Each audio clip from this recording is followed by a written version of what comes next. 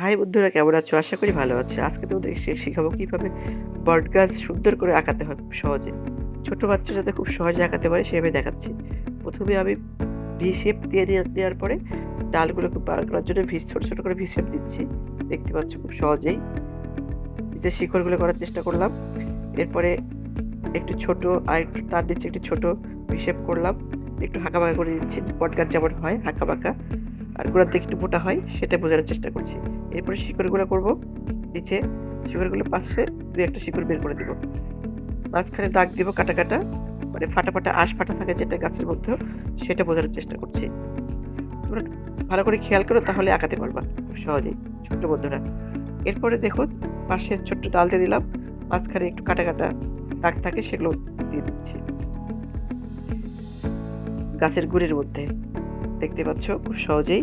এরপরে উপরে পাতা দিব, উল্টা দিকে ঢেউ ঢেউ করে দিচ্ছি, গাছের পাতাটা বোঝানোর চেষ্টা করছি। গাছ আর আমাদের আমাদের এই বট গাছ কি আকৃতি হয়? গোল আকৃতি হয়, বিশাল বড়, সেটা বোঝানোর চেষ্টা করছি। দেখো সুন্দর গোল আকৃতির অনেক বড় পাট পাট করে দিচ্ছি, কারণ বট গাছ যেখানে হয় অনেক জায়গা বিস্তৃত হয়, সেটা বোঝার চেষ্টা করছি। নিচে একটা দাগ দিলাম, বোঝানোর চেষ্টা করলাম এটা হচ্ছে সমতল, মানে মাটির উপরে গাছটা আছে।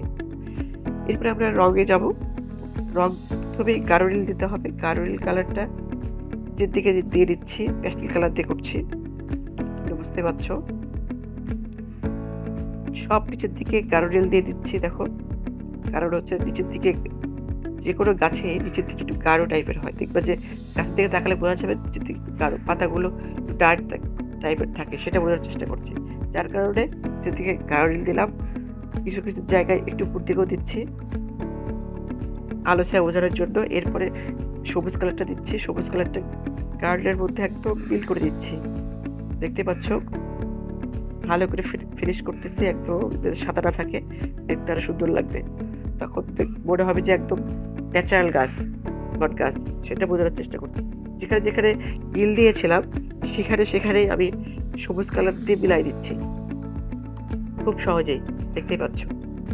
আর যারা এই চ্যানেলে নতুন আছো অবশ্যই আমার চ্যানেলটাকে সাবস্ক্রাইব করে রাখবে, এরকম ভিডিও যদি চাও। ধন্যবাদ। কমেন্ট করতে অবশ্যই ভুলবে না। এরপর আমরা কি দিলাম, টিয়া কালারটা দিচ্ছি। টিয়া কালারটার সঙ্গে সবুজটা মিল করে দিচ্ছি খুব সহজে, যেখানে যেখানে ফাঁকা আছে একদম গ্রিডের মধ্যে আমরা টিয়াটা মিল করে দেওয়ার পরে ইয়েলো কালার দিচ্ছি। ইয়েলো কালারটা যেটুকু ফাঁকা আছে সব জায়গায় দিয়ে দিব মিল করার জন্য। তারপর দেখবে সুন্দর পাট পাট করে গাছের যে আলো ছায়াটা সেটা বোঝানোর চেষ্টা করছি, খুব সুন্দর লাগছে। তোমরা এইভাবে চেষ্টা করো, তাহলে খুব সহজে তোমরাও এভাবে আঁকাতে পারবে। এরপরে গাছের ডাল করবো। প্রথমে খয়েরিটা দিচ্ছি, প্রতিটা ডালের সাইডে এক পাশে আলো ছায়া বোঝানোর জন্য খয়েরিগুলো দিয়ে দিব। দেখতে পাচ্ছ কিভাবে দিচ্ছি আমি, একটু রংটা বাঁকা করে নিয়ে সাইড দিয়ে দিয়ে দিচ্ছি, প্রতিটা ডালে এক পাশে দিলাম। এরপরে ইয়েলো কার্ড দিয়ে দিব, ওই খয়েরির সঙ্গে ইয়েলো কার্ড মিক্স করে দিচ্ছি। প্রতিটা যেখানে ফাঁকা আছে একটু ফাঁকা রাখবো আরেকটা কালার দেওয়ার জন্য। খেয়াল করো তোমরা, তাহলে খুব সহজে তোমরা এভাবে রং করতে পারবা। দেখো একটু ফাঁকা ফাঁকা রেখেছি, এখানে ইয়েলো কালার দিব, তাহলে লাইট শেডটা যেটা আছে সেটা দেখতে ভালো লাগবে, বোঝা যাবে। আর গাছটাও দেখতে একদম অরিজিনাল মনে হবে। দেখতে পাচ্ছ যেখানে গ্যাপ আছে হলুদ দিয়ে দিলাম। এবার নিচেরটা, নিচে গাছের গোড়ার যে নিচের অংশটা সবুজ কালার দিচ্ছি, সবুজ ফাঁকা ফাঁকা রাখবো, একটু টিয়া কালার দিব।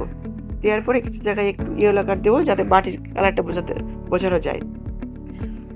এরপরে ইয়েলো কালার দেওয়ার পরে একটু হলুদ দিয়ে জিনিসটা মিলাই দেবো খুব সহজেই, খেয়াল করলে বুঝতে পারবা। এরপরে আমরা উপরে যে ছোট ছোট ঘাস দিয়েছি সেই ঘাসটা করার চেষ্টা করব সবুজ কালার দিয়ে, সবুজ টিয়া সেট করে। এভাবে খুব সহজে বট গাছ আঁকাতে পারো। ভালো লাগলে অবশ্যই লাইক কমেন্ট শেয়ার করতে ভুলবে না। ধন্যবাদ।